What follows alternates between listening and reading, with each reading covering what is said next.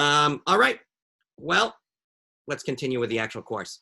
So as you know, so far, what we've done in topic 3 is we've done the first part of this kind of quantitative decision-making topic. Now look, quantitative decision-making, big picture, it's basically focusing on answering one question at the end of the day, which is what is the value of an entire startup, right? So, what is the value of Howdy?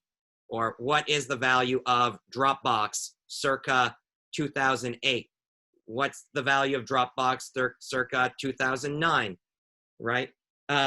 Ultimately, that is the question we want to answer, right? Now, of course, there's other interesting valuation questions with any given startup, because it's one thing to value the whole pie, but different stakeholders have different pieces of the pie.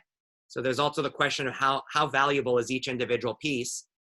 In topic 3, we are not answering that question, but that's a question we'll touch on in topic 4. So right now, just the whole pie, not thinking about how it gets chopped up, okay?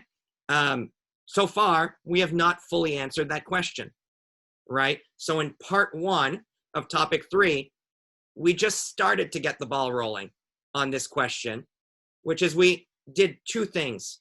First thing we did is we introduced the VC method, right?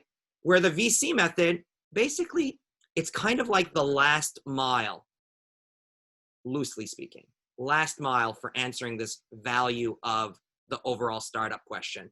Because, and it's the last mile, it's, in a marathon, the last mile, I've never run one. I'm not training for one right now either, but I've been told that people say the last mile, with the exception of the exhilaration of a crowd or something, is pretty painful.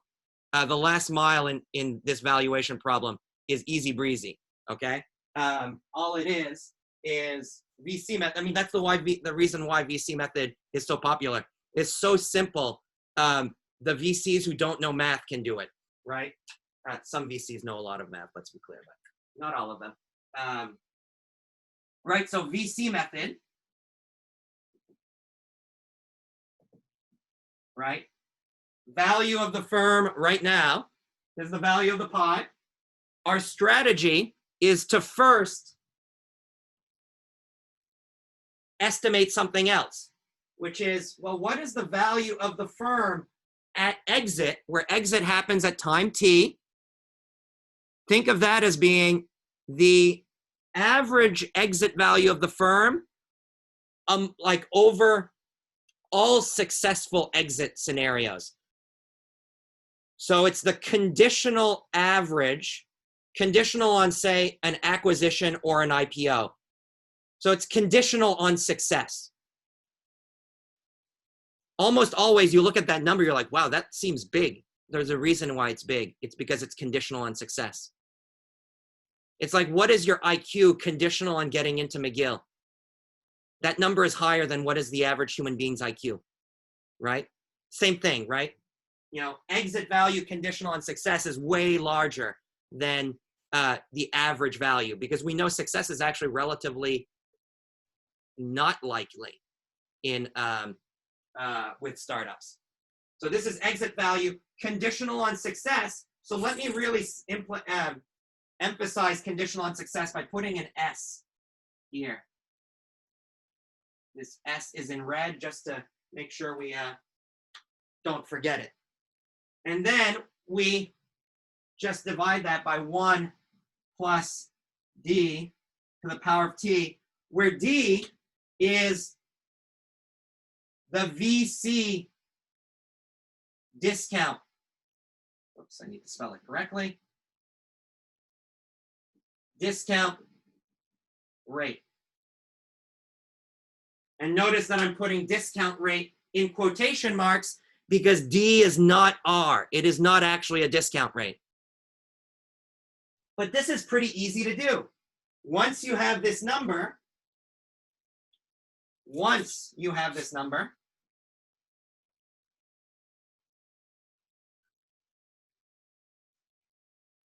we have rule of thumb guidance on what D should be,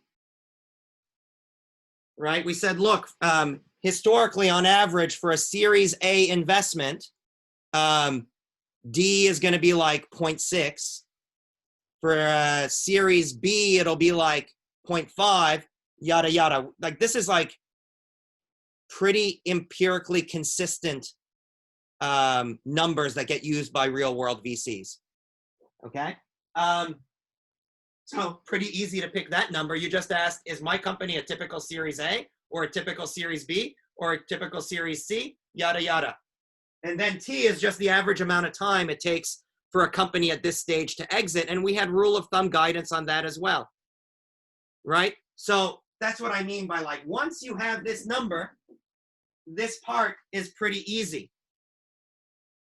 Now we can kind of start complicating things, to be honest. Like I can say, look, this is not a normal startup, so we should make tweaks to this number. And we can start thinking about those things. And I gave you some basis for thinking about that last week as well, because I also took the VC method and I tried reconciling it with a more rigorous valuation model that was based off of fundamentals like probability of success, anticipated future dilution, the real discount rate, you know, the actual R, you know, fees charged by VCs.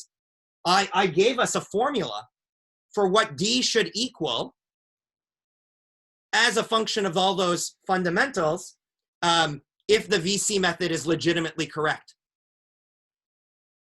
right? So that's kind of what we did last week, right? We kind of learned how to do that. We made sense of what this actually means from a more rigorous, you know, NPV valuation type thing, where we're thinking about investments being positive NPV from the perspective of the limited partners who give money to the VC's general partners who then give the money to the startups, right? The people providing the actual money need to break even. And if we look at that as an NPV rule and reconcile it with the VC method, we had this like clean, it's clean as in it's a correct mathematical relationship. It might look messy to you because it was long, but we kind of boiled it down to that. And then I actually even summarized to you guys an analysis of real world data and at least tried to highlight to you that when you look at real world data, it actually seems like the relationship that reconciles VC method with rule of thumb numbers, like, was really quite consistent with that more rigorous fundamentals model that I developed. And the real takeaway from that is it gives you comfort with the idea of using this model with rule of thumb values of D and T on planet Earth, because this was all guided by looking at data from planet Earth, right? That's basically what we did last week, right? So my hope is what we did last week makes you feel comfortable using the VC method and makes you realize that the VC method is the last mile in the fundamental valuation problem that we want to be able to answer. And that in order to get to that last mile, there's only one thing we need to focus on. The one thing we need to focus on is get exit value conditional on success. Because the moment we get that, we are at the last mile. We've got the audience cheering us on. We use the VC method, presto, all right? So in topic 3, part 2, which is what we're doing this week, and then later on, topic 3, part 3, we basically talk about different methods for getting this exit value conditional on success. So this week, we will focus on methods that use comparables-based valuation techniques to get exit value conditional on success. And then next week, we will shift our focus to doing DCF-based approaches to getting this exit value conditional on success. So that's a lay of the land of what we're doing the rest of the way. We're focusing, well, how many miles in a marathon? It's like 24 miles, right? So we did the 24th mile last week, and this week we're doing the first 23 miles, okay? I may have gotten the number totally wrong, I apologize. Doesn't matter anyway, I think we get the point. So that's what we do this week. So this week, we do this.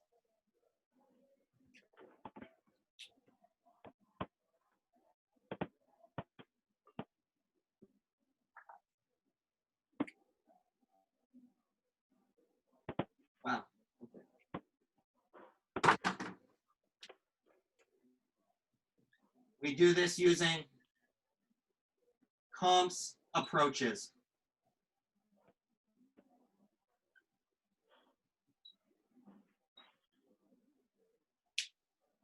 I want to emphasize the S at the end here, approaches. So when I say that we're going to use comps to try to solve this problem, I'm actually going to do it in several different ways. And I'm going to also give you guidance on when you use one way versus when you use another way. You might have noticed in this class that I like the word life cycle, right? There will be a life cycle on how we do comps-based approach for getting exit value conditional on success. Because what we do really early stage when we have virtually no data is going to be essentially more hand-wavy than what we do mid-stage when we start getting some data, which is then going to become even more detailed and even more granular when we start getting to a more late stage and we have like a track record of operating history and stuff like that. So that the way we actually do this, even within the comps-based approaches, evolves over the life cycle of a startup. And so actually at the end of the day, we are going to cover 3 different methods for doing comps-based approaches.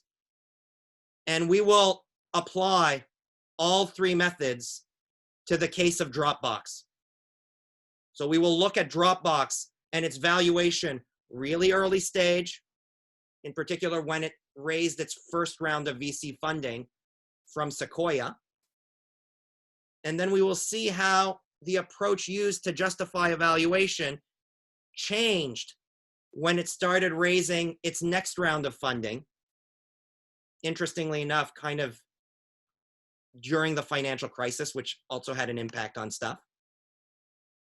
And then we'll see how that changed again when it raised money 2 years later and became a, not a decacorn, but well over a unicorn. And in the process of doing this, we're going to see how we tie the narrative of a company to the underlying assumptions that we make in our model to decide what sort of data we use to try to get to a sensible valuation. Okay? So yeah, we're going to be doing all of this with Dropbox with real-world data. It's going to be with real-world data, and actually these examples I built with the help of the first business hire, who also was the first CFO of Dropbox. So this is based on I mean, not identical to real stuff, but close enough, according to Sujay. All right. All right, let's see. I'm going to erase this for now. And I'm actually going to start sharing my screen for a bit before we go back to this board stuff. Okay. I'm going to share screen now.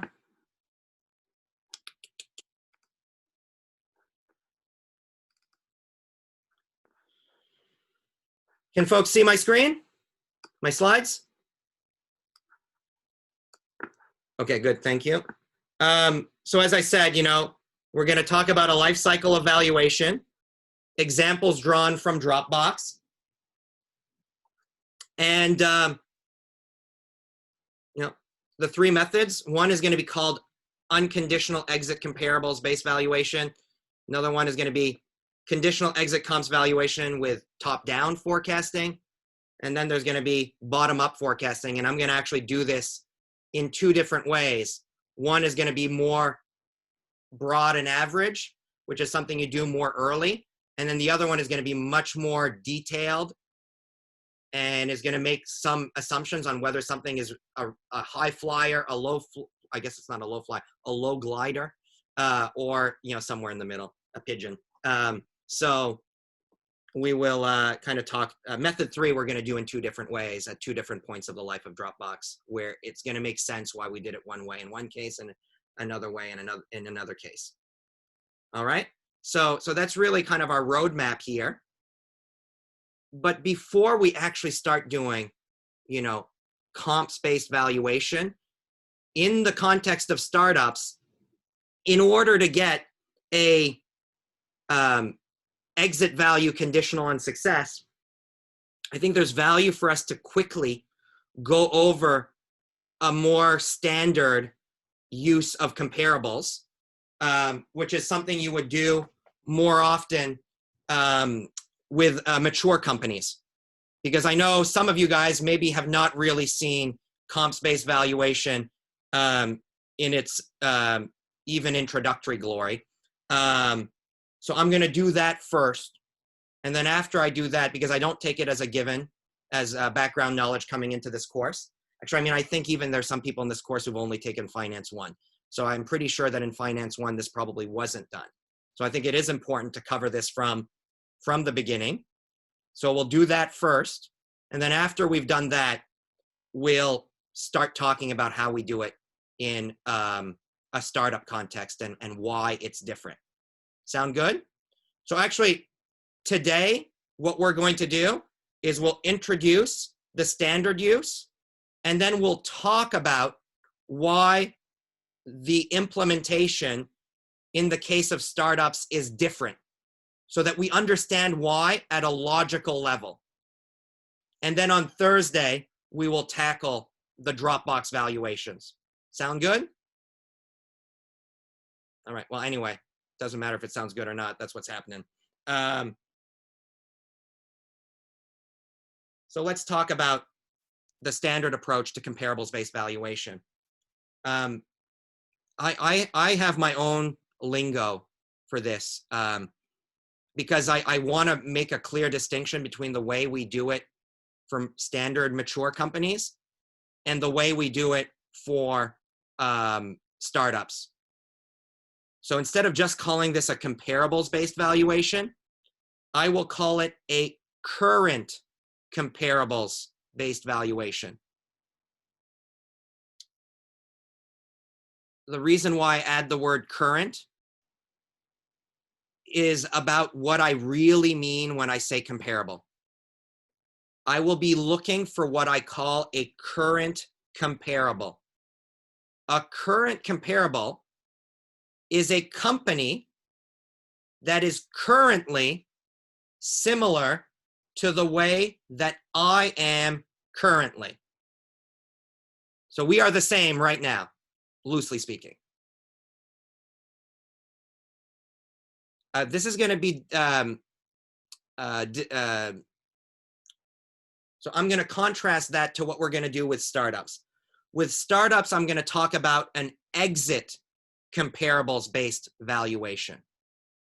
And with an exit comparable, what we have is we look for companies that right now, so that are currently comparable to what we will be at exit if we succeed. So notice that when we talk about us, with current comparables, we're talking about us right now. Meanwhile, with exit comparables, we'll be trying to imagine what we will be like, not now, but in the future at exit if things go well, right? So logically distinct. Okay, so I want to point out that difference because it strikes to the essence of how what is normally done is different from how things are done in, say, VC. Right? And if you understand that difference, the details in math start to make a lot more sense. And the type of data you use starts to make a lot more sense. Sound good? So anyway, we will re-emphasize that difference in all its glory when we introduce the exit comps valuation. But for now, let's try to quickly go over the current comps based valuation. Right, so remember, a current comp is the comp is currently comparable to us currently. Now, what is the procedure around a comparables-based valuation? So step one, you find an appropriate set of current comparables where the comparables are sufficiently identical with the exception of their scale. And when I say sufficiently comparable, it's actually useful to think about what that actually means. Usually what we mean by that is that the comparable in us should have close to the same risk, close to the same growth prospects, and close to the same dynamics of margins. Perfect world, you're kind of good on all of those fronts. So that's what it actually means. Yes, Mike. Did you? I don't mean to, yeah, exactly. So I don't mean to cut you off here, but I was just wondering, one thing I can't help but think about is, aren't some of those things like, risk and growth prospects and margin tied to scale? I mean, to some extent, yeah. I mean, certainly, if you've got strong economies of scale, right, you would probably expect there to be a relationship by definition between scale and margins, right? So absolutely. I mean, that's one of the reasons when you pick comparables, you don't want to have wild variation in scale, right? So you probably won't, if your revenue is $1 billion, you probably don't want to use a comp that has like $1 million of revenue, or has $100 billion of revenue, right? You'll probably want to pick something in the range of like, let's say 500 million in revenue to maybe 5 billion in revenue. And it's because, you start to question this question of, similar margins way outside of those tails of scale, right? So for sure, absolutely, like, no doubt. But again, as a theoretical ideal, what you'd like is that those things are about the same, or within reason about the same, right? And so as a result, you usually don't look for things that have, scale size that is way, way, way different from yours, either way smaller or way bigger, for sure. Because you're right. I mean, I would question that assumption there as well. But so you find those appropriate current comparables, which, by the way, is easier said than done. Like, there is a lot of art that goes into doing that. And I wish I had the time to really treat that in a way that really justifies the complexity of that task. But to be honest, it's something that we won't be able to dwell on too much here in the interest of time. So we're going to take a set of current comps as given. That tends to be okay when it comes to startups, because when it comes to startups, it's tough to find really good comps. And so we usually just find a few, and we don't really pretend like they're the best gift to accurate comps in the history of the universe. And we just kind of say the following: beggars cannot be choosers, better than nothing. We kind of have to live with that a lot. And that's one of the reasons I don't overdwell on that here. But in any case, let's continue on with the process.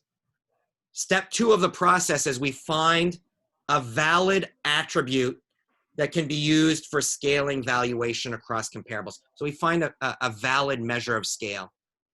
Valid measure of scale could be some measure of profits, like earnings. It could be some measure of revenue, like revenue. I guess I probably shouldn't measure like revenue. It is revenue.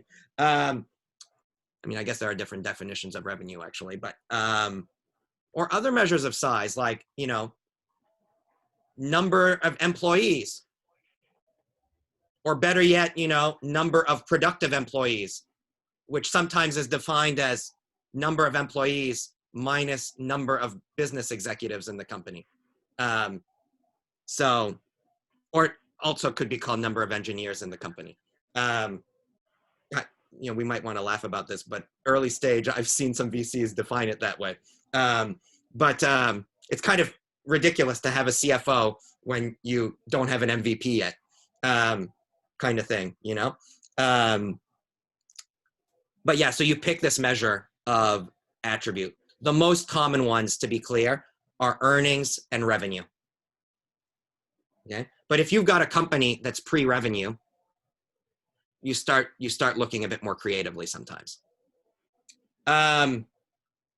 Step 3 is you use your answers from step 1 and step 2 to perform the following calculation. For each of your comparables, you go and you find the value of that comparable. Now, this could be market cap of equity. It could be market value of the firm, where you take market cap of equity plus some measure of the value of debt. Could be enterprise value. So different people make different choices there, right? And then we scale it by this measure of company size, right? Scale it by earnings or scale it by revenue. And for each comparable, we compute this multiple. And then we average the multiple across all the comps, and we call that our target multiple. I like to call it the target current multiple, because we will apply that to get our value right now using our size or our attribute right now. Because we take this target current multiple, we multiply it by our own company's size right now at time 0, and that directly gives us our company's value at time 0. And this is our measure of value, our estimate of value, in a classic standard current comparables-based valuation. By the way, let me highlight one thing. In order for us to be able to calculate this, we need to know both the attribute and the value for each of our comparables. Correct? If we don't know that, we can't calculate it, right? And so what does that mean? What is the most natural source of data for comparables?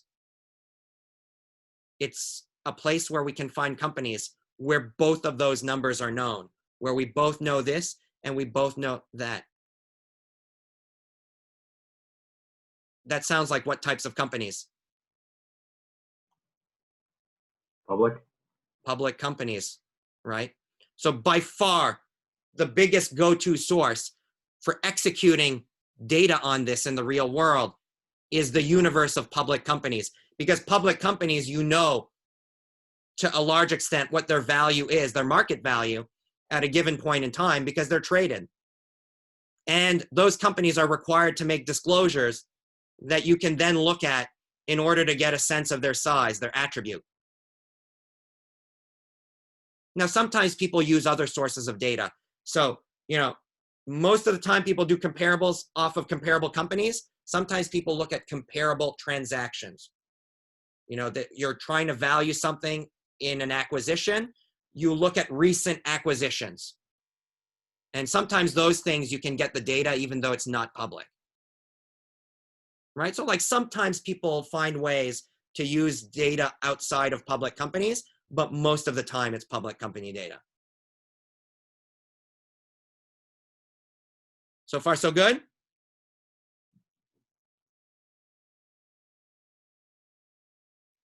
Now, remember I said, like, look, picking good comparables is easier said than done, right? Like, it's actually a really difficult exercise, right? The most natural thing that people do is they try to find companies that do similar stuff. So they actually look at the operations of the company and they try to see, are you doing things that are in a sufficiently like similar market or something? Now, this can be very coarse, like saying, are you in the same industry? Or it can get more and more granular. Are you a software as a service company? Right? So you see variation there. Sometimes when you've got a large number of companies that satisfy that first filter, you start to gradually narrow it down a little bit on the basis of things like margins and stuff like that. Right? This kind of describes how people do it in practice, but when you look at any individual person's process, you will be able to like poke holes into that process every day of the week and twice on Sunday, right? There's no perfect process. And so as a result, it is good to think a little bit about, well, once someone has done their process, is there anything you can do, almost like a line of defense, where you can look at something and figure out whether that process in this specific example, like whether there's evidence that it's shit, right? And so what I'm going to show you guys here is a little bit of that. It's what I call a falsification exercise. It's an exercise that helps you establish whether your process was bad in this scenario, but it doesn't tell you that it was right. It only tells you when things are bad enough. If something is bad but not super bad, this doesn't really help you, kind of thing. So just because something passes the falsification exercise doesn't mean it's good, right? But when something fails the falsification exercise, it's rather clear that it was bad, kind of thing.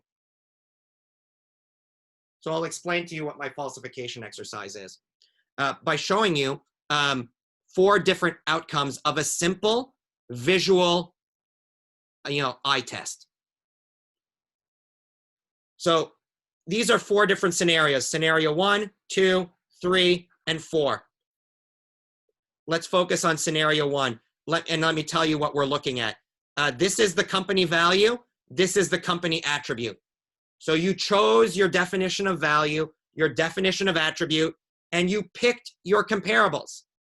And all of these blue dots that may very well be difficult for you to see on the screen, I'm sorry, but all of those blue dots are the plots of value, y-axis, attribute, x-axis, for each of the comparables. So far, so good? If you can thank the heavens from above if you find this. But I'm also telling you, do not hold your breath to find this. This is like perfecto, right? Because you see, when you look at the comparables, there's like a super clean linear relationship between value and attribute. And in fact, you look at this, super clean and linear, and it seems to project down to an intercept of 0. That is literally exactly the assumption that is made in the standard use of comps. Because look, value is a linear function of attribute. The slope is the target multiple. And notice there's no intercept, so an intercept of 0. So you look at this and you're like, holy cow, wonderful. I mean, again, you have not established that it's wonderful, but at least you know that you don't have clear evidence that what you did sucked. So far, so good?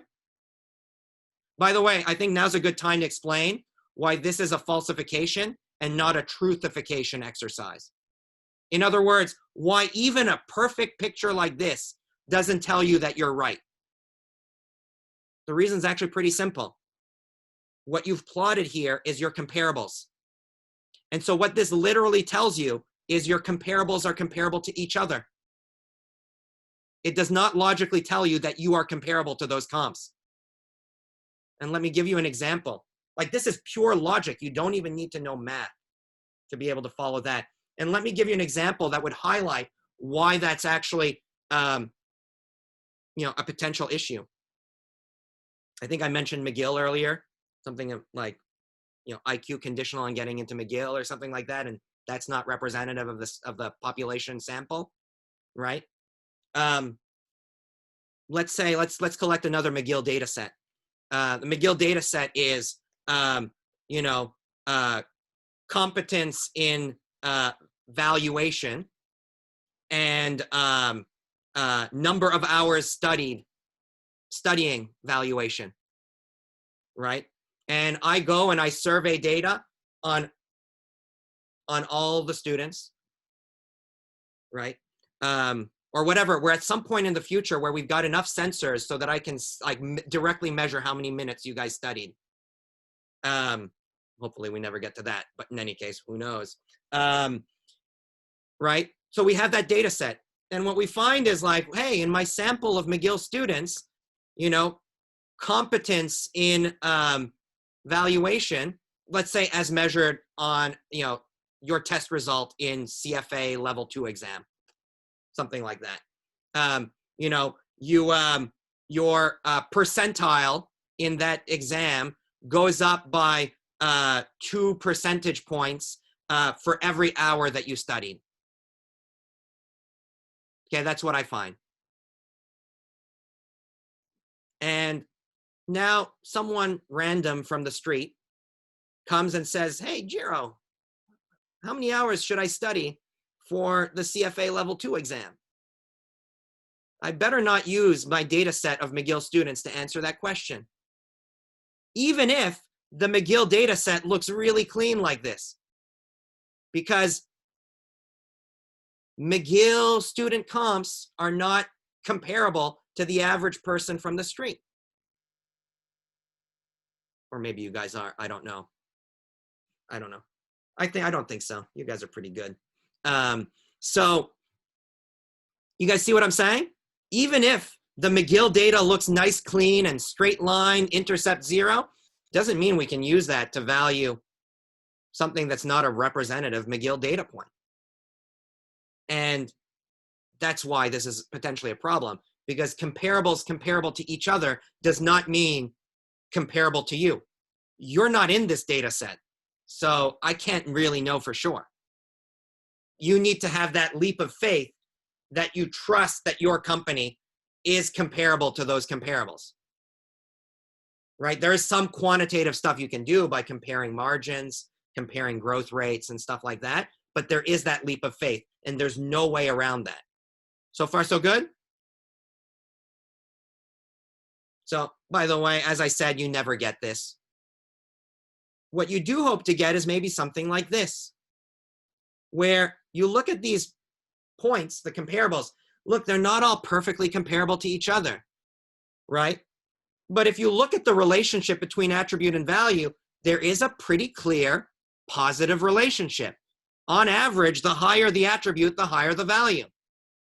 And, you know, fitting a straight line in this data, visually, it looks like a straight line is okay.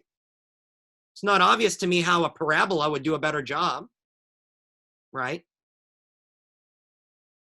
And if I'm thinking about the straight line, again, it's always tough to ballpark these things just with your eyes, but yeah, it looks like it could be something that goes through an intercept about 0, right? So like this is something that actually looks okay to me. This is what I hope to get when I do this type of exercise. And very often I do not get this.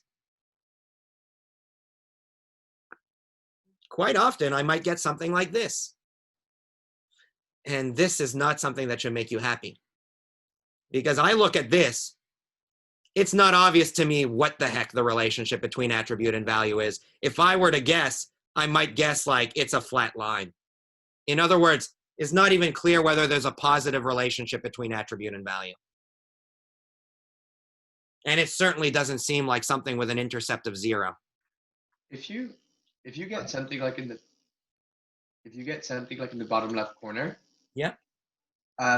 Could you also take away from that maybe you're looking at the wrong attribute relative to value for the given industry, or would you rather say? Absolutely. So Kanishkas, I'm glad. Well, you're either sufficiently smart, maybe average for a McGillian, or you remember what I taught you in ACF 2 years ago. It's one or the other, because I do talk about that. But yeah, like, Kanishka's saying like, look, if you see this, is it hopeless or can you do a recovery? And the answer is sometimes you can do a recovery. I'm not going to touch on the details of this here. But, one example of a recovery is you can try a different attribute.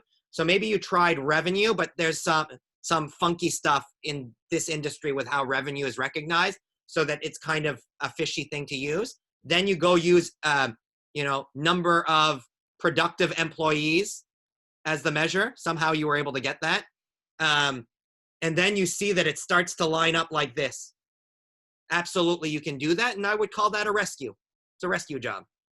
Another one is you can say like, look, clearly the comparables don't seem comparable to each other here, but maybe you can split your set of comps into 2 groups. And when you look at each group in isolation, it looks more like this. And then you just kind of decide, well, which of those 2 groups look more like my company? That's another recovery strategy. So yeah, absolutely, you can do, yeah, I mean, just because the first thing you try doesn't work doesn't mean you should give up. So totally, I agree with you wholeheartedly, 100%. So absolutely with this, I hunker down and enter problem solving mode to find a way to go from this to this. But when I start with this, I know that I'm not done. I need to go into recovery mode. And by the way, sometimes I never exit recovery mode so that I eventually give up. Sometimes it is what it is. Actually, you know what? I'm going to tell you guys a more problematic situation to me. One where like, I'm not really necessarily going to try to go into recovery mode. And this is the bottom right panel here. So our fourth scenario. Fourth scenario, these are our comparables. And actually, you look at this, it kind of looks like this, kind of looked at with binoculars from a few miles away, right? But there's a big difference between this one and this one. Here, this question mark here, that is the attribute of our company. So notice our company is kind of firmly in the middle or within the range of the attributes of our comps. You guys see that? Here, our attribute is an outlier relative to the entire distribution of comps that we started with. It is like way, way, way, way, way bigger. Same argument holds if it's way, way, way, way, way, way, way smaller. Okay, so it's really about outliers either to the right or to the left. Why is this potentially a problem? It actually goes to the heart of Mike's question. Because Mike said, hey, look, don't things like margins change with attribute? And if margins change, we don't expect the same multiple. And so it shouldn't lie on a straight line. Right? One could imagine a scenario where as you get larger, your multiples get better. Sorry, your margins get better. And since your margins get better, your multiple will get higher. In which case you'll trade at a higher multiple, meaning you'll be on a line that has a higher slope. So maybe you're here. This is the idea that actually maybe as you change scale, it should be nonlinear. If you've got increasing returns to scale, this relationship should not be a straight line. It should be convex. The slope is getting bigger and bigger because you get an extra kicker on valuation because of improved margins. What if you have decreasing returns to scale? That is possible as well. Well, then you would expect a concave relationship. And with a concave relationship, maybe your valuation would be here. Here's the problem, is when there's a small range of attribute size for your comp set, you don't have a great appreciation for how much margins and other things, and in particular your multiple, will be changing way out in left field or way out in right field. See what I'm saying? Which means even though things look kind of like on a line here, it doesn't mean this will keep being a line forever. And that can create a big problem for your valuation, because if it stays a straight line forever, doing this will be okay. But if it's convex, valump, your valuation is way up here. If it's concave, valump, or thud, I should say, the thud, your valuation is way down here, right? Oh my God, this tells me I have no clue what the heck my valuation is. Because I can think of a narrative where I'm way up here. I can think of a narrative where I'm here. And I can think of a narrative where I'm way down here. And those three narratives are really hard to distinguish with just this data. Because pretty much all those lines kind of look like they go firmly through this data set. Do you see what I'm saying?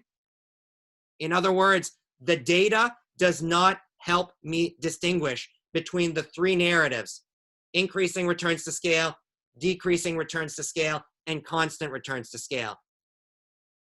Taken literally, multiples-based valuation is kind of assuming, at least within the range of attributes that we're looking at, relatively constant returns to scale. And so with this, I'm not even sure how I do disaster. The only disaster recovery I can think of for this is basically take this data set, throw it in the garbage, find another data set where the attributes are in this range. That is the only disaster recovery. See what I'm saying?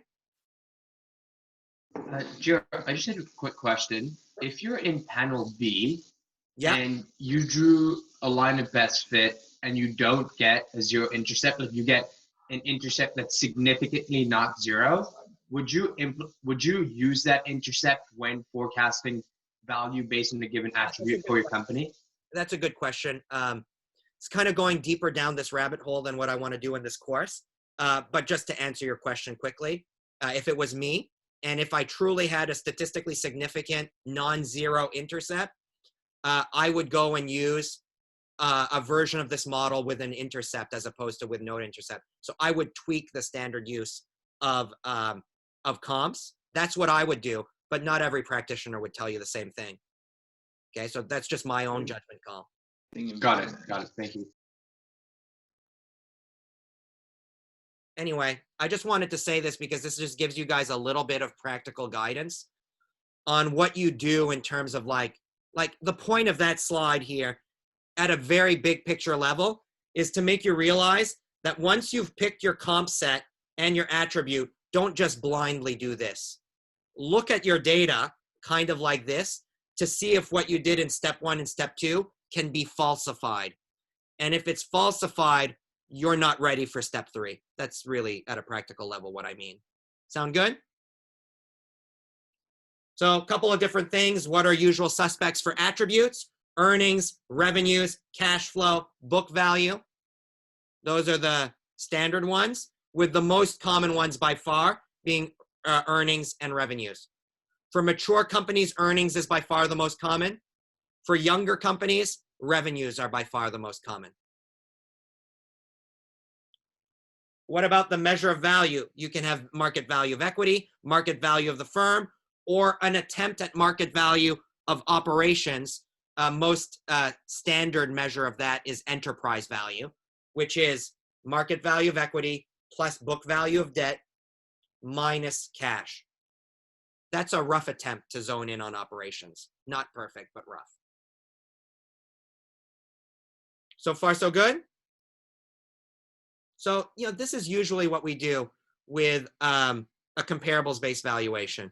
And look, I know, I've done this relatively quickly. For those who've seen it before, you probably feel like I did it slowly. But for someone who has never seen this before, this was fast.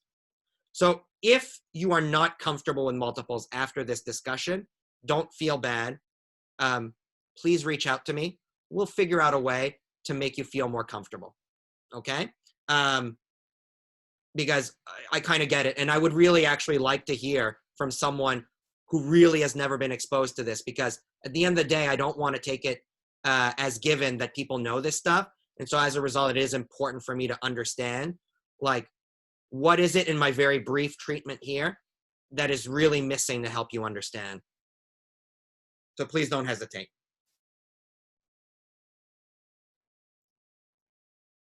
I've got a couple of multiples here, but you know what? I'm going to hold off on this, and I'll talk about definition of multiples with an iron focus on the multiples that are actually used when valuing startups instead. So this is kind of like the most common multiple to use for valuing mature companies. It's written in the slide, so I don't think I add a lot of value by just reading it out. So if you're kind of interested in this, read that slide, and it gives you a sense of what the most common thing is. The most common thing is either this.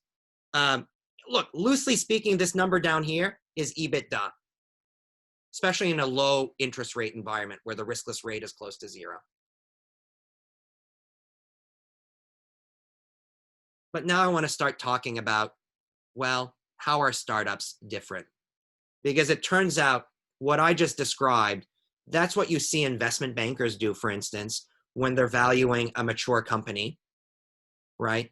But this is not what you see a VC do when they're valuing a startup.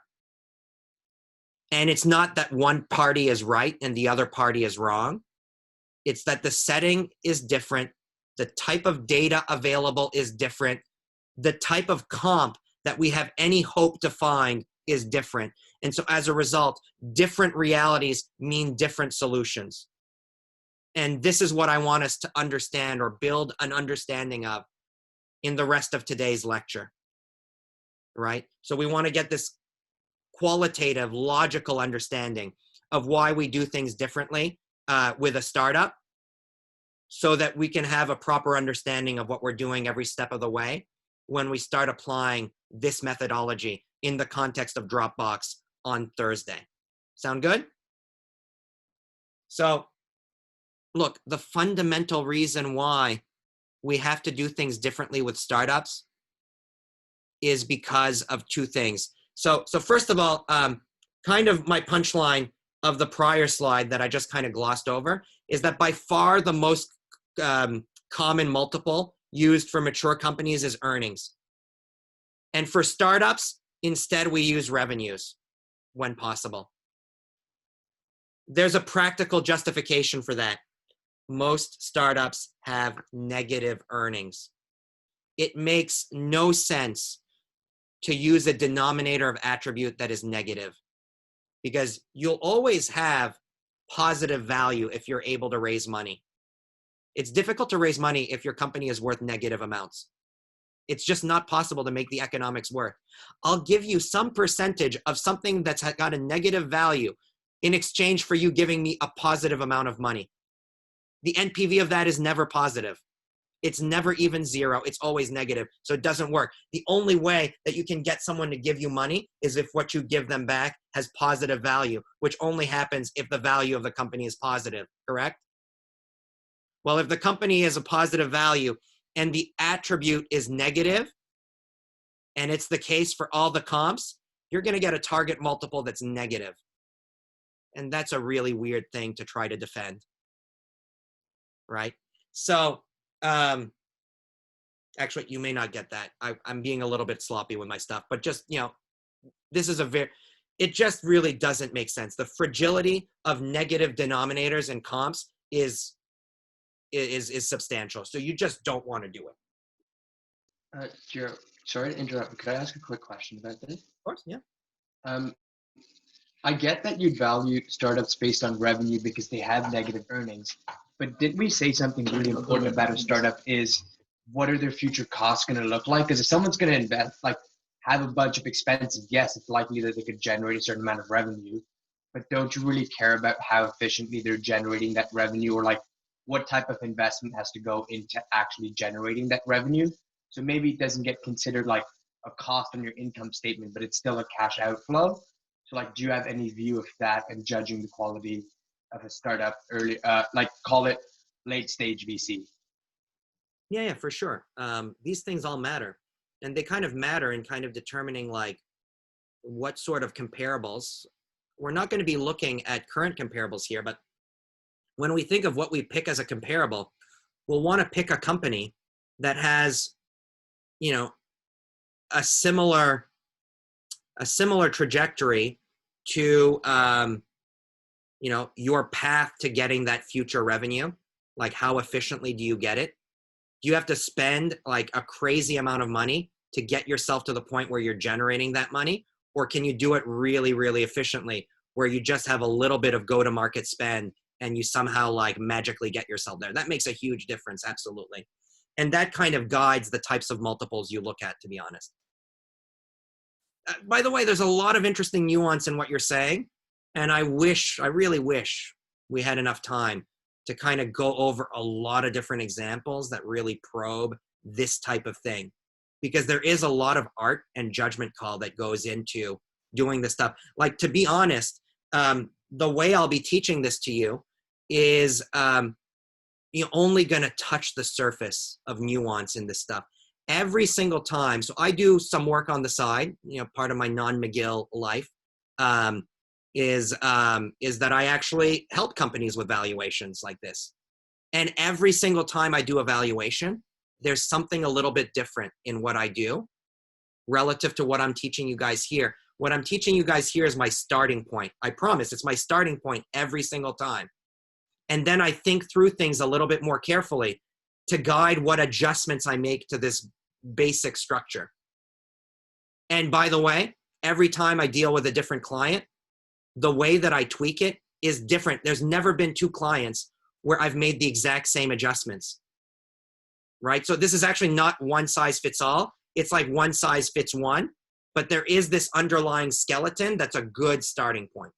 And that's really what we're doing here. And I'll give you guys a little bit of color on adjustments when we talk about Dropbox. Sound good? But yeah, negative earnings, that means we don't use earnings. For startups, we use revenues, at least when we can. But the bigger and more fundamental problem with startups is, remember, what did we say? Usual suspects for finding comparables are companies that are what? Publicly traded. Well, we did talk about the stretching out of the life cycle of a private company, which creates a problem. How many current comparables for your startup can you find in the public market? Early stage, I know the exact answer. That's a zero. That's my attempt at a zero. Okay? You simply won't find any. And the one thing I do know is it's difficult to do a comparables-based valuation if you have no fucking comparables. Okay? So I know that, you know? So remember I said this whole thing like beggars can't be choosers?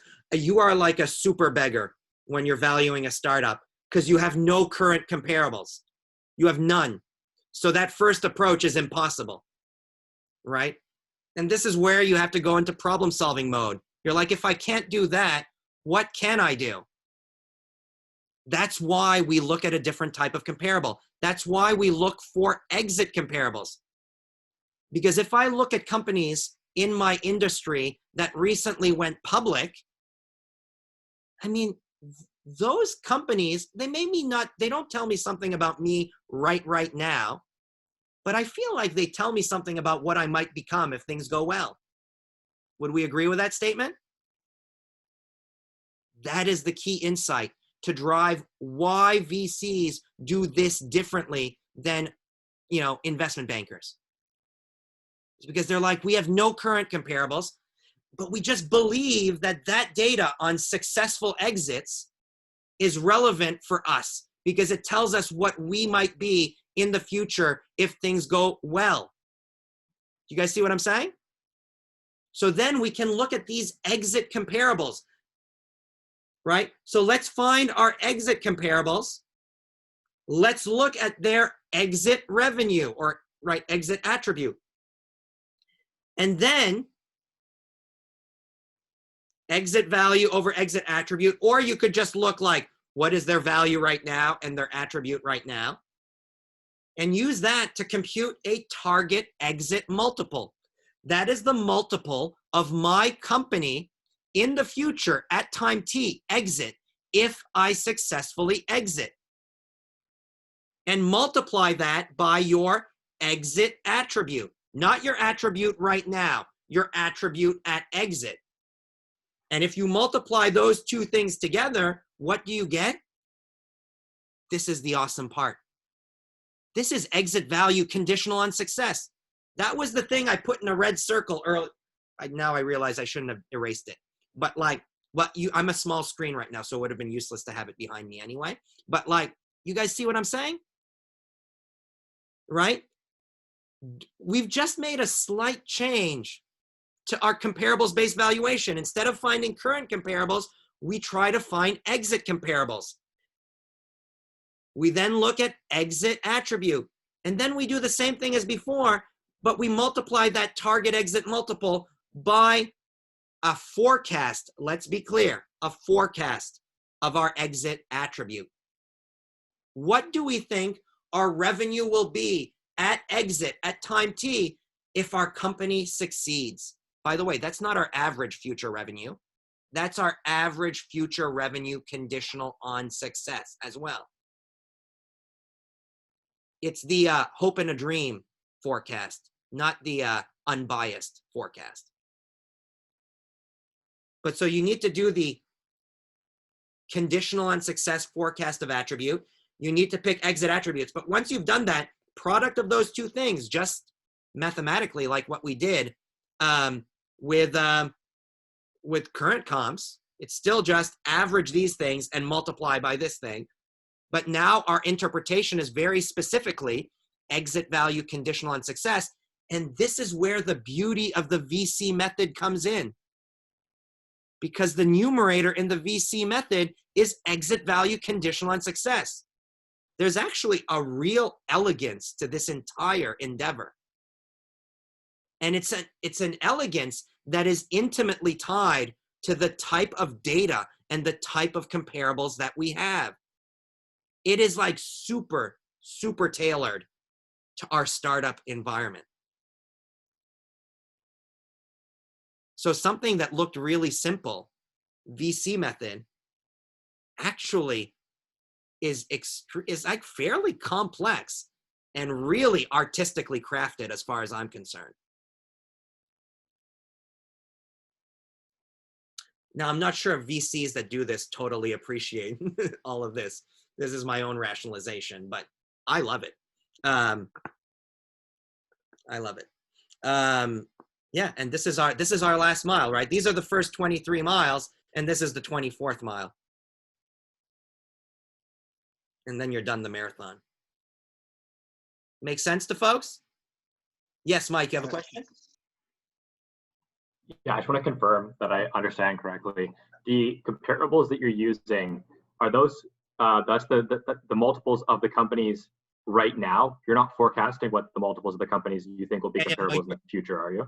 Okay, so there is some people will do different things here. So what Mike is asking is, how do you get this number? Did you do a forecast, or are you using numbers from the market right now? So most often we use numbers from the market right now, and then we're effectively assuming that the multiples in the current market environment are going to persist in the future because they'll still apply at time T when we anticipate exiting. Now, sometimes people are like, I don't want to make that assumption. So for instance, right now, I might be a little bit cautious about doing that because multiples are kind of high right now. So I might want to assume some drop in the multiple. You know what? It kind of, whether I do that or not will depend on who my client is. If I'm representing the seller, I'm not going to do that. If I'm representing the buyer, I'm going to do that, right? Because I expect the multiple to fall. So to justify a lower valuation, I make the multiple fall. I start telling a big story about the frothy market right now, right? And, you know, if I'm representing the other side, probably what I'm going to do is I'm going to start telling a bunch of stories about other details to distract people away from that argument. I mean, you know, that's just kind of strategically what you do in a negotiation to get your way. Yes, Kanishk. I know we went over the denominator before, but I was just thinking that if the numerator is conditional on success, so you've already factored in that the company is, the value in the future is conditional on success, yeah, then that means that the company's past life is more likely to take on debt, right? If they're assuming that they're successful and they've reached a certain size, because normally with startups, you'd assume it's mostly equity because no one's really going to give them debt. And then wouldn't you have to adjust the discount rate? I'm a little bit puzzled. Why are you talking about debt right now? No, because I'm saying when a startup, let's assume a startup's become large enough to IPO, right? Yep. At that point, they have a proven track record. They have more flexible sources of financing available to them, right? Because at exit, it's conditional on them being successful. Sure. Yeah. Right. And so now their capital structure is more likely to change to represent a mature company because you're looking at it at exit. Okay. Now, so wouldn't you have to factor that in the future, it's a mature company at exit into your discount rate? Because I know we went through the derivation of D last time. Mm-hmm. But I was just like, that didn't really come into it, or maybe it came into a way that I wasn't really seeing. First of all, the discount rate is the discount rate that applies from time 0 until exit. It's not the discount rate after time T. So what happens to capital structure after time t is technically irrelevant to this. Empirically, companies that go public, like mostly do not, companies that are private, specifically in the startup space where there's a lot of uncertainty, they mostly don't take debt. Look, sometimes they take something called venture debt. They only take it in very specific settings. And so it's actually a very small slice of financing on average. But if you look at the details of venture debt, it's not debt. It's kind of a mix of debt and equity. And it's honestly closer to equity than it is debt. So I kind of view it as perfectly justifiable to assume no debt from 0 to t. And then what happens after t is not hugely relevant to our calculation here. Got it. Yeah. Thank you. No problem. So yeah, our workaround, again, I just want us to dwell on that. The workaround of focusing on exit comparables and the fact that that ties so beautifully to the VC method is really the beauty to appreciate in this method. Okay. That basically summarizes what I want to say about the overall method that we will use for doing comps-based valuation of startups here.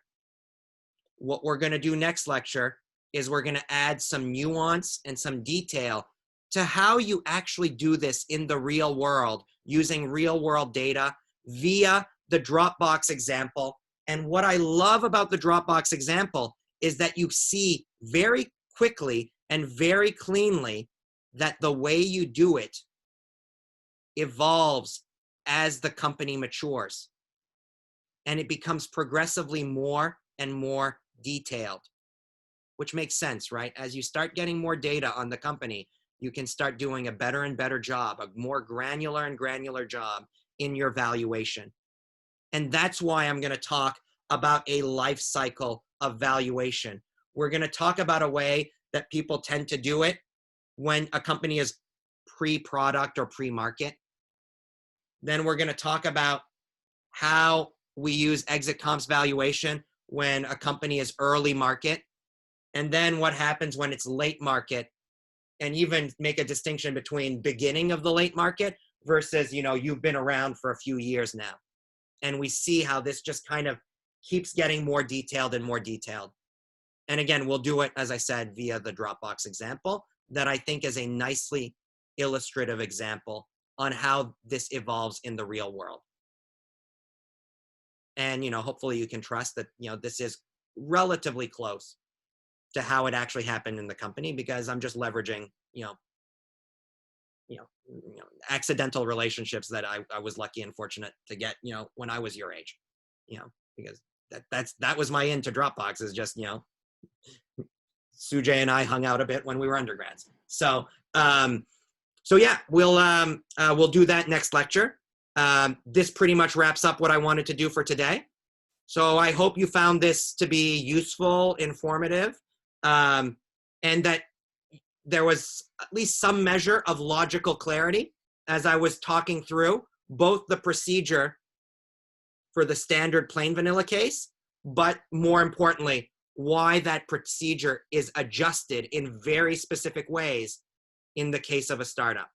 All right. So yeah, I'll see you guys in a couple of days where we go and actually start doing this stuff, start thinking about how we tweak it in the context of Dropbox to reveal a life cycle evaluation here. All right. Have a good one, folks.